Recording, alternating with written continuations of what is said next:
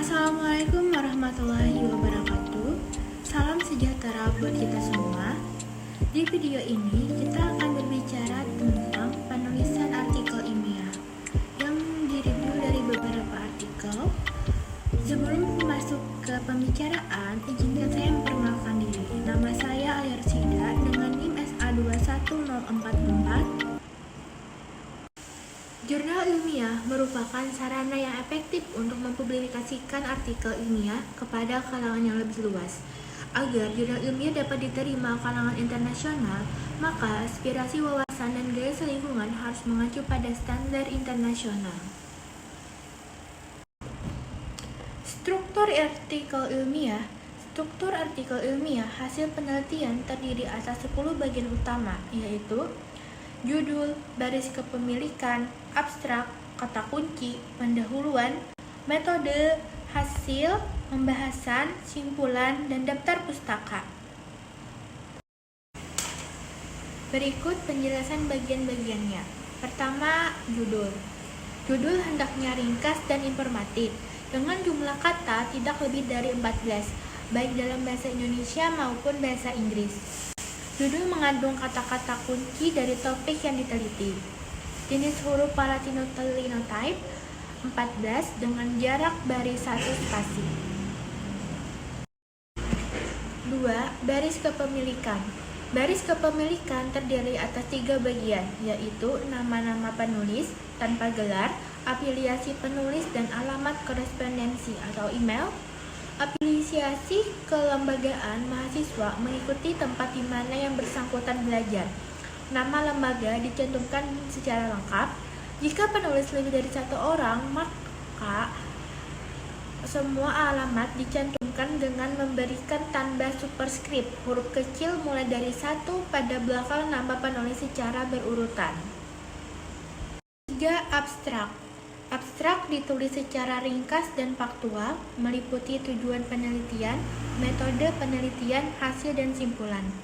Abstrak ditulis dengan 1 paragraf, ditulis dalam 2 bahasa Indonesia dan Inggris. Panjang abstrak berkisar antara 150 sampai 200 kata. Hindari perujukan dan penggunaan singkatan yang tidak umum. Kata kunci. Kata kunci terdiri atas 3-5 kata atau kelompok kata, ditulis sesuai urutan abjad, antara kata kunci dipisahkan oleh koma. Hindari banyak kata pengulangan seperti dan, dengan, yang, dan lain-lain. 5. Pendahuluan. Hindari sub-sub di dalam pendahuluan. Pendahuluan hendaknya mengandung latar belakang masalah dan tujuan penelitian. Isi pendahuluan ditulis menggunakan Palatino-Linotype 11 dengan spasi 1,5 justify. Presentasi panjang halaman pendahuluan antara 15-20% dari panjang keseluruhan sebuah manuskrip. Rujukan ditunjukkan dengan menuliskan nama keluarga atau nama belakang penulis dan tahun terbitan, tanpa nomor halaman. Landasan teori ditampilkan dalam kalimat-kalimat lengkap, ringkas, serta benar-benar relevan dengan tujuan penulisan artikel ilmiah. 6. Metode penelitian. Informasikan secara ringkas mengenai materi dan metode yang digunakan dalam penelitian, meliputi identifikasi variabel, subjek, bahan yang diteliti, instrumen penelitian, rancangan percobaan atau desain yang digunakan. Jika menggunakan metode yang banyak dikenal, sebutkan nama metodenya saja. Jika diperlukan, sebutkan sumber rujukan yang digunakan sebagai acuan. Untuk penelitian kualitatif, metode penelitian dapat menyesuaikan. 7. Hasil.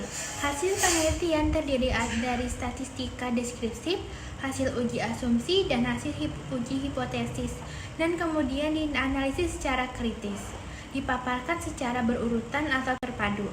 Hasil penelitian dapat didukung dengan tabel, grafik, atau gambar sesuai kebutuhan untuk memperjelas penyajian hasil secara verbal.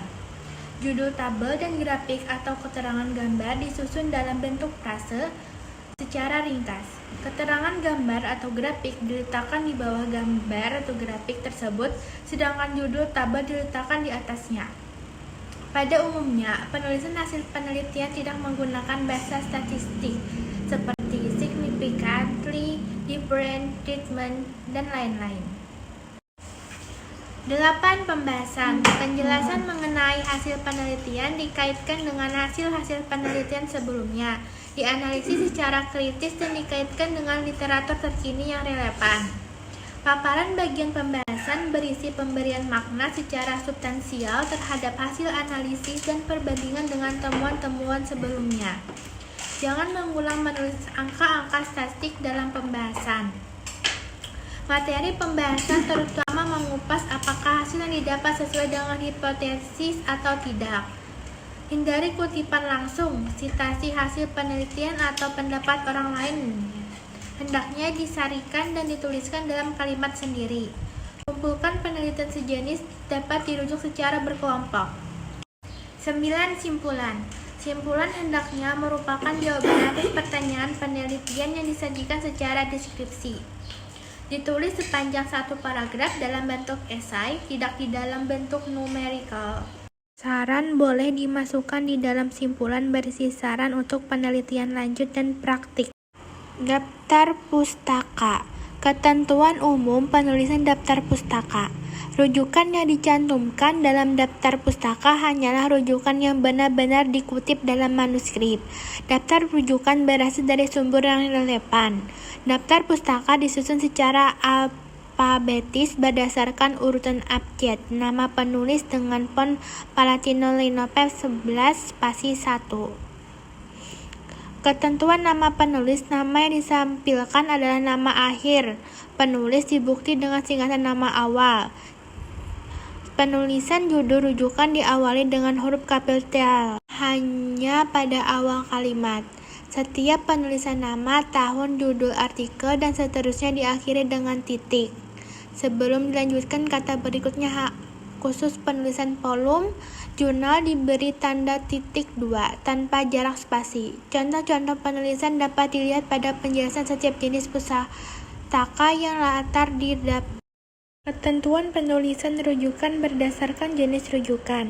Apabila sumber pustaka berupa artikel dalam jurnal ilmiah, ditulis mengikuti urutan nama penulis, tahun, judul artikel, nama jurnal, volume, halaman, nama jurnal diketik miring. Terima kasih telah menonton video ini. Assalamualaikum warahmatullahi wabarakatuh.